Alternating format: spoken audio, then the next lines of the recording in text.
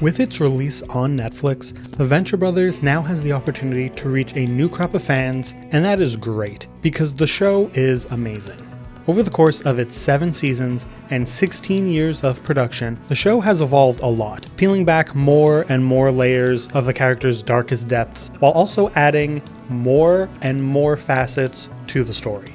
But before all of that, the show began as a parody of Johnny Quest and the boy adventure genre. You see that exemplified in the first episode produced, the original pilot from February 2003. But pilots don't always reflect a show well, so that's what I want to look at today. We're going to break down the pilot episode, The Terrible Secret of Turtle Bay, and see how well it represents the Venture Brothers as a whole. Let's do this.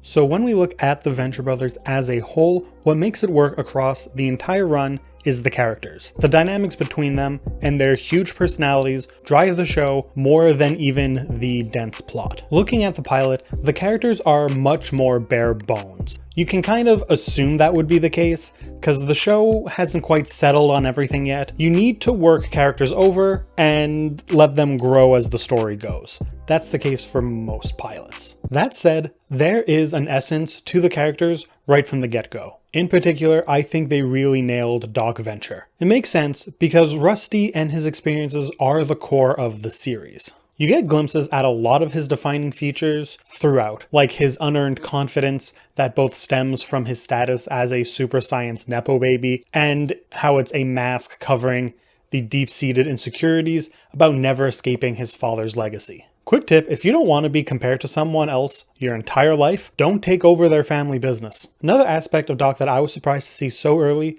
was the idea that he could make a better villain than super scientist. This element is most obviously prevalent and directly addressed in the season 3 episode The Doctor is Sin, where Henry Killinger helps improve the Doc's life, in turn trying to recruit him into the Guild of Calamitous Intent. We get our first note of that in the pilot, where Doc doesn't realize that the invention he is showing off, the U-Ray, is destructive and could be used as a weapon. This highlights how the villainous side of him is almost accidental in that regard.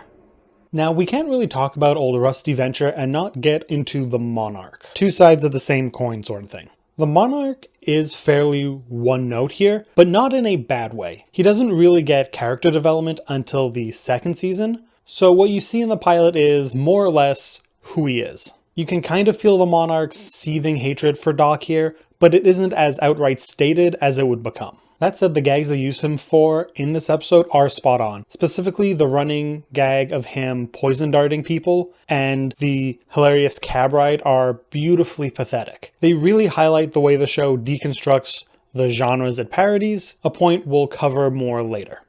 I think the characters who feel the least fleshed out here are the brothers themselves, Hank and Dean. Except for Dr. Girlfriend, she's only got like one line in this. Despite being the Venture Brothers, the titular characters, the show isn't really about them. They are part of it, of course, but as the show goes on, it becomes more and more about the wider world and how Rusty, the Monarch, and other characters place in it. It's that constantly expanding world building that helps define the show, not just as a parody of kid adventures or comic books or pulp serials. It weaves all of them together, adding layers both to the present and past of the story. And for the record, I'm not saying that they're not important at all. It's just as the titular Venture Brothers, you'd think they'd be a bigger deal. Also, brotherhood is a big theme in the show as a whole, so if you want a video on that, let me know. So in the pilot, Hank and Dean are more like a concept than characters. It is said that their dynamic is Dean being the smart one and Hank being the dumb one, but they really do just act as a unit here. They spend all their time together, in and out of trouble together, and really don't disagree in any way. While they do eventually grow away from that, here at the beginning, they are just an idea. The boys embody the kid adventure in here and lightly deconstruct it. Again, while the show's deconstruction of the character archetype and its tropes becomes more well put together as the show goes on, the pilot does it in one simple way right off the bat, making the boys teenagers.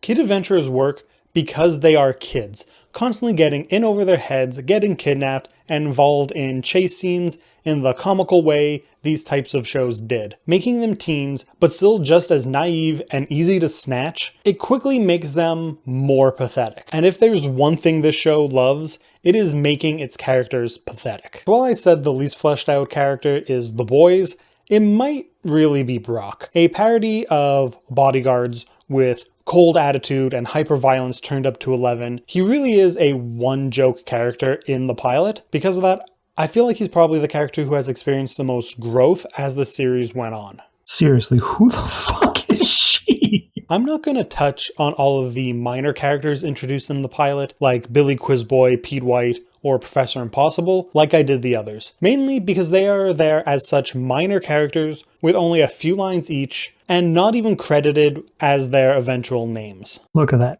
Solar-powered car scientist. But I still want to bring them up because what this does is highlight how the show will take its minor characters, the most one-note, even background ones, and grow them into real complicated parts of the world and story. While they aren't in the pilot, 21 and 24 are doing this with the nameless henchmen in the pilot, taking these expendable nobodies and breathing life into them, making them some of the most likable characters. But that's enough on characters, let's talk about the other parts of the show. The animation in the pilot is janky. Like, the show's early episodes are so much more rough around the edges, as a lot of early seasons of animated shows are, but this pilot is exceptionally so. From the fluidity of movement to the character designs, it just feels so different. And I don't want to act as if I'm dunking on this. It was made on a shoestring budget with a minimal team. This is bound to happen. I think in the context of its creation, the animation is really charming. I feel the same way about the early Bob's Burgers pilot, where they were cannibals. Let me know if you want a video on that. Seriously, the fun animation of all this is why I wanted to make a video on the pilot, because it does feel so different.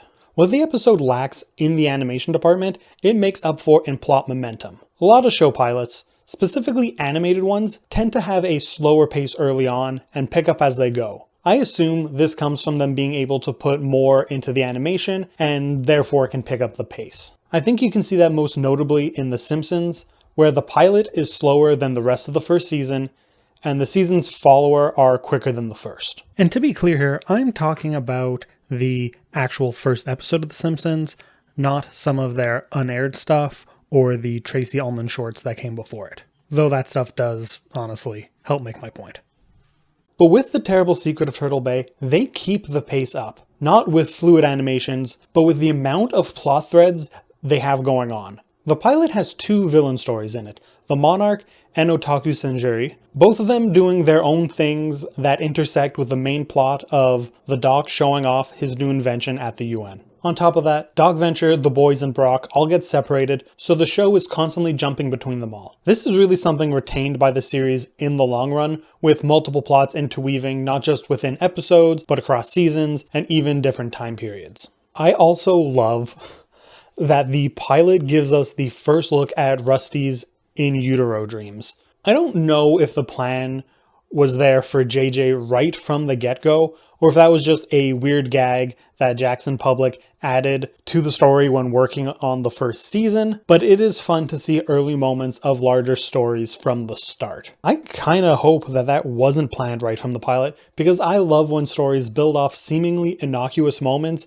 as it goes forward. As an Adult Swim show, The Venture Brothers has a certain edginess to the comedy. I remember a story Archer creator Adam Reed told about the Adult Swim founder Mike Laszlo's regular notes on episodes of Reed's previous shows, Frisky Dingo and C-Lab 2021, being to fuck it up. So with that, and the general climate of comedy at the time, the show has some stuff in it that hasn't aged too well. I still think most of it works in the context of the show. These aren't great characters we're following after all, but it is behind the time on some elements.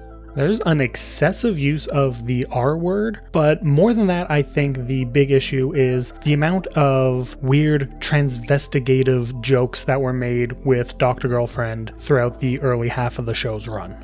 This is handled a little bit better with Hunter, who continues to have gender dysphoria after detransitioning, but at the same time, it is still all played for laughs. Now, I don't think Public and Hammer, the series writers, were doing anything maliciously. I don't think they were trying to hurt people. That said, if for some reason you're watching this video and having not seen the show, first off, why? And secondly, this show, depending on your personal sensibilities, might not be for you. I get that. I will say though, characters like Shore Leave are great representation of queer characters who are very queer, very proud, and also very cool. So like I said, it's not a homophobic show. But again, who is this far into a video without having seen the show? Leave a comment below. All that said, there are some edgy jokes in the pilot. There are two in particular that I think are worth talking about to show how they highlight the way the show uses its humor to strengthen its themes. They aren't just here with the goal of shock or offending. The first being a sex worker propositioning the boys.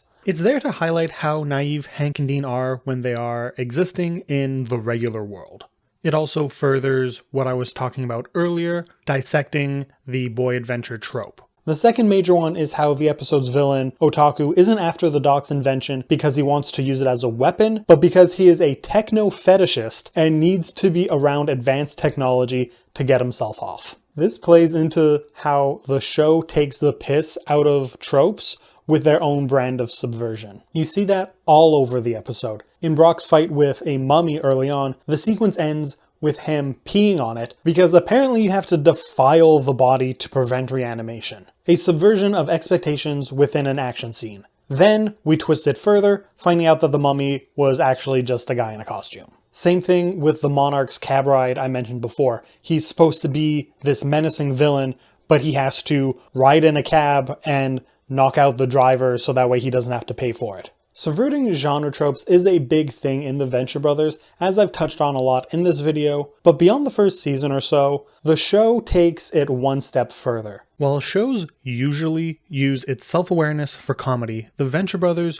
use these subversions of the genre to deepen the world building. The Guild of Calamitous Intent and the show's bureaucratic take on heroes and villains is built off a gag in episode 3 of the first season, where the Monarch and Underbite decide not to get the Guild's permission to team up and take out Venture. Similar to the in utero scene in the pilot, the show is taking small elements and blowing them out in the most interesting ways they can find. There's been discussion online centering around a tweet that referred to the Venture Brothers as reverse Flanderization when it comes to their character development, and I do think that that is a valid way to look at it, and it does just come from the fact that the show began as a parody, so you're taking these stock characters and turning them into so much more. And that's why I find the show so much fun, why I'm drawn back to it time and time again, even rewatching it now. I hope this niche show finds more viewers now that it is on Netflix, because it deserves it. I hope you liked this video. I plan on making some more stuff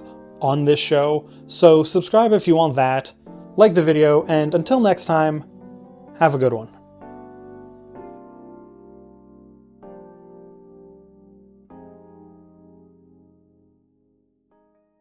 Someone did a real job on you, mister, but you're gonna make it.